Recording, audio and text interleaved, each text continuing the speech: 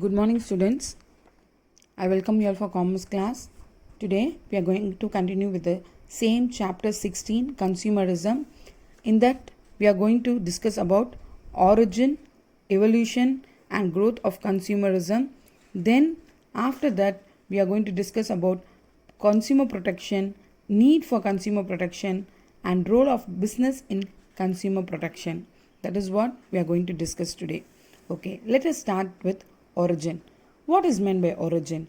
Origin means where and when this concept of consumerism was started. That's what we are going to see. So in the beginning of 20th century, industrial economy reached a boom state. Boom state means flourishable state.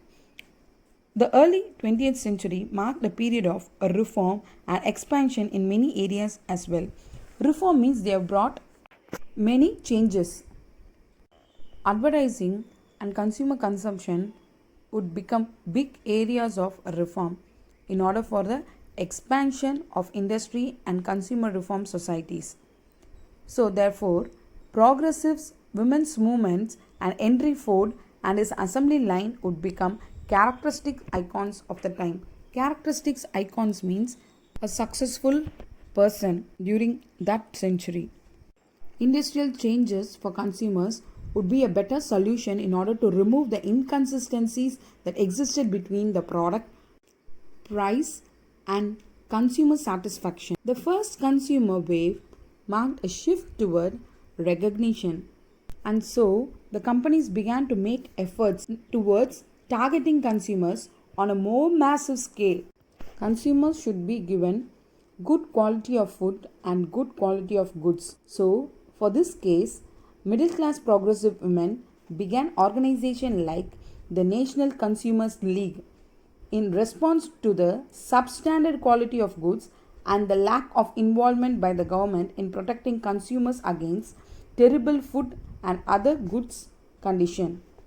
Students, as you all know, the majority of the consumers in advanced countries like international countries are well educated, well informed, and are in position to protect them.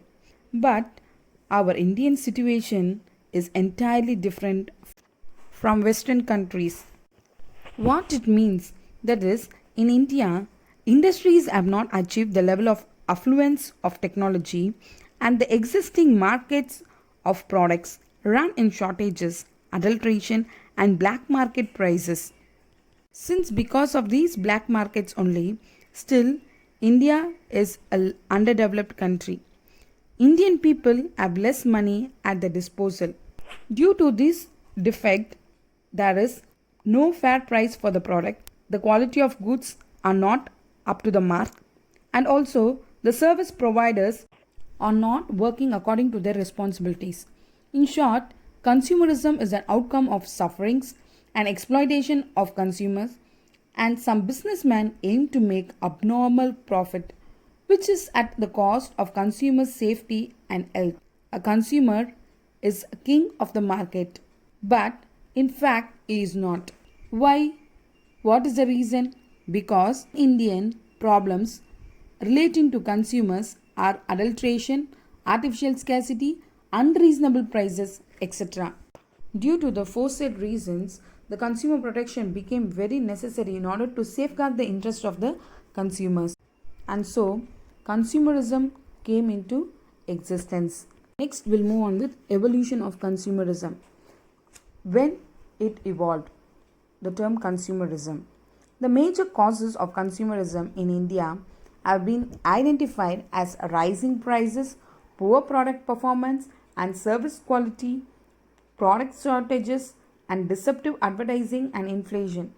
Due to these all reasons, government has been very responsive to the consumer needs through legislative actions. What is meant by legislative actions? Actions according to law, that is justice. So economic discontent has been generated out of spiraling inflation. Thus, it has become necessary for the consumers to stand up for their rights through effective organization in order to redress the grievances. What is meant by redress the grievances? By complaining to the government and getting the solution for it. That is termed as Redressal of Grievance. And hence the word consumerism came into existence in the year 1960. Next, we are going to see about the growth of consumerism, how the consumer movement started to grow. The consumerism or consumer movement is an outcome of sufferings and exploitations of consumers. Consumers were shielded with commercial terrorism and exploitative practices. In order to safeguard the interest of the consumers, they started to establish the rights and powers in relation to products and sellers. Mr. Ralph Nader, who started to fight against these unethical trade practices of large companies in the United States. He is considered to be the father of the consumer movement. As we know, the father of our nation means will tell Mahatma Gandhi. But here, the father of consumer movement is Mr. Ralph Nader.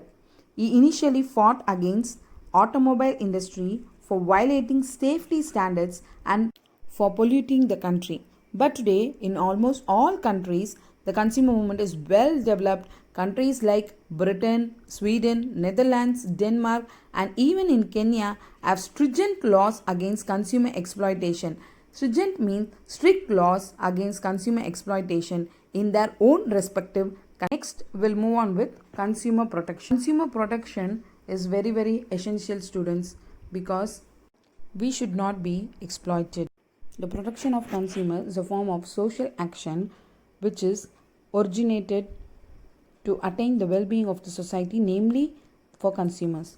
A consumer is said to be a king in a free market economy, but the earlier approach of caveat emptor, which means let the buyer beware, beware means be aware, has now been changed to caveat venditor, let the seller be aware. However, with the growing competition, manufacturers and service providers may be tempted to engage in unscrupulous, exploitative, and unfair trade practices like defective and unsafe products, adulteration, false and misleading advertisement, hoarding, black marketing, etc., in an attempt to expand their market alone because of the competitive environment. But as a consequence, as a result, consumers may have to buy unsafe products and also have to suffer from various health disorders due to adulteration, and also have to pay more price due to hoarding. Because of these situations, adequate protection to consumers against all such malpractices of sellers or vendors is necessary. So that only this need for consumer protection came into existence. Let us see now what is the necessity for consumer protection. Consumer is said to be the king of the business or market. So, in the entire business sphere, the consumer interests are virtually neglected. Shortage of goods makes the consumers to be content with whatever is offered for sale. Quality is sacrificed. Warranty of performance has no meaning. Health hazard is never considered. Profit maximization turns out to be sole consideration for the businessman. In such case, consumer protection became very necessary, and hence there are three parties involved in the sphere of business transaction, which is the government, the business, and the consumers. Let us discuss what each party has to do in this regard. So first we are going to see what is the role of the business, next what is the role of the government, and then what is the role of consumer. First we'll see what is the role of the business. Business has to protect the consumers in the following ways. First one is avoidance of price hike. So hike means what? Increase in price. That has to be avoided. Next is avoidance of hoarding. Hoarding means creating artificial scarcity and earning money out of it is termed as black marketing. So that has to be avoided. Next is guarantees for good quality. So business enterprises should ensure supply of good quality of goods. Next is product information. Businessman or business enterprise should disclose correct, complete and accurate information about the product. That is particularly about the size, quality, quantity, substances, use of the product, side effects of the product, precautions, what has to be done, weight of the product, exchange of the product, mode of application, etc. Next is truth in advertising. When they're advertising about the product, they have to disclose only the true facts of the product. Next one, protection from the hazard. So hazardous products has to be avoided. As regard to food items, business enterprises should withdraw spoiled and contaminated food items. Next is money refund guarantee. So any in case of default product or defective product, the money has to be refunded for the purchase made by the consumers. If the product causes injury or harm to consumers, it should reimburse the expenditures done by the consumers concerned. Next and the last thing that the businessman has to take into concern with is consumer grievances, where the business enterprise has consumer care department. It should handle the grievances of consumer immediately or within a definite time frame. If there is any complaint from the consumer side, it has to be dealt immediately within a little span of time. Next is the role of government. We are going to see what is the government role in order to protect the consumers. Government should assure an active role in safeguarding the consumers. Government, both the central and the state, have to bring a more number of legislative protective acts in order to protect the interests of the consumers across the country. Still in India, some of the consumers are still illiterate and passive. So, despite of the existence of the legal system, they do not know about the legal systems prevailing in the government. So, law enforcement authorities should see that penal clause is not mere paper jaws. They should sting the offenders mercilessly. Sting means giving strong punishment for the offenders. Offenders means those who are violating the law. With this, we come to the end of this part, student. Rest of the topics under this chapter we'll discuss tomorrow.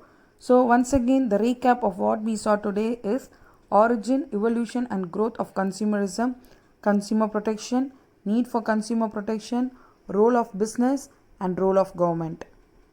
Thank you, students.